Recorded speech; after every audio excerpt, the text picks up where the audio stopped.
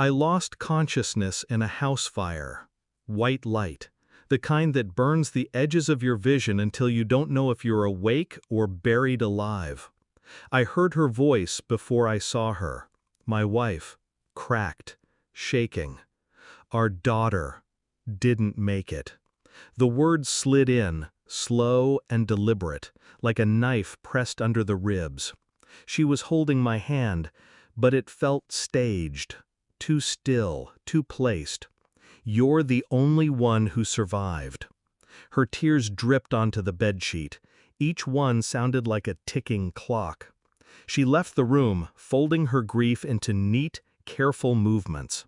Not like a mother who just lost her child, more like an actress stepping off stage after a difficult scene. The door clicked shut. I stared at the ceiling. Something in me refused. Not the fire, not my little girl. That's when I heard the voice from the doorway. A police officer. He didn't come in. He didn't smile. He just stepped close enough that only I could hear. The fire wasn't an accident. The words festered, echoing in the hum of the machines. Not an accident. He left before I could ask anything else. But I didn't need more. My mind was already crawling back through the night. Smoke, heat, the sharp tang of burning insulation. My lungs clawing for air. I remembered. She wasn't in the room when I went for our daughter. I remembered calling her name. No answer. The memory of her face at my bedside replayed in slow motion. The redness in her eyes was precise, like makeup smudged for effect. Her touch was too steady. She had always been careful about appearances. Her grief was too symmetrical. And then there was the way she looked at the door before she cried, like she wanted someone to see her. The police officer's words were no longer a suspicion. They were a seed, one I was going to water. They discharged me 2 days later. I left the hospital in a wheelchair, my body weak but my mind sharper than it had ever been. I didn't tell her what the officer had said. I smiled when she smiled.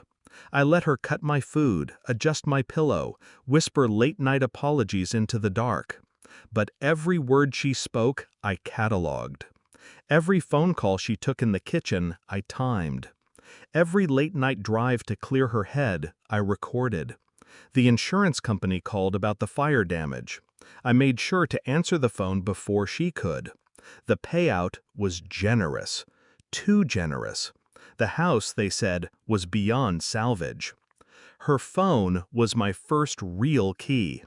While she slept, I memorized the pattern of her passcode from the reflection in her glasses. What I found wasn't one smoking gun. It was a collection of matches. Messages. A man's name saved under Claire. Dates that lined up too neatly with the nights she claimed to be working late. And then, a message from the night of the fire. It's done. You'll have what you want soon. I didn't confront her. Not yet. Instead, I contacted the police officer. I told him I remembered something, how she'd left the house before the fire started. He already knew. The fire marshal's report showed accelerants in the nursery, gasoline. When the DNA results came back, my request, my quiet suspicion, the truth settled in my chest like a stone dropped in deep water. Our daughter wasn't mine. She had been his. The man saved in her phone under a woman's name. That night, I sat at the kitchen table when she came home. I slid the manila envelope toward her. She looked inside, saw the report, the paternity results, the fire investigation. Her face drained, her lips parted, but I didn't give her the air to speak. You set the fire to erase the truth. You didn't expect me to survive. Her hands shook. The sound of her breathing filled the room. I didn't yell. I didn't curse. I told her, in the same even tone one uses to read a grocery list, that I had already sent copies of everything to the police and her family. Her voice cracked. "You don't understand." I leaned in, close enough for her to see the burn scars on my neck. "I understand perfectly." She collapsed into the chair, holding her head in her hands. The weight of exposure pressed her small. I stood, walked to the door, paused long enough to give her one last gift. "You were careful, but not careful enough." And then I left her there.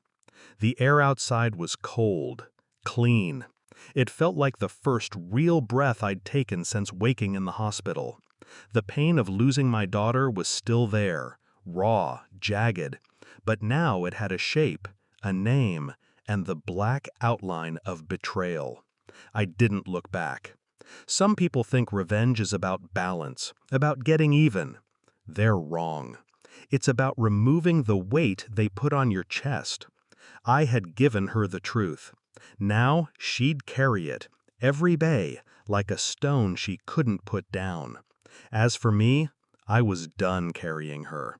She burned the house to kill the truth. I walked away, holding it in my hands.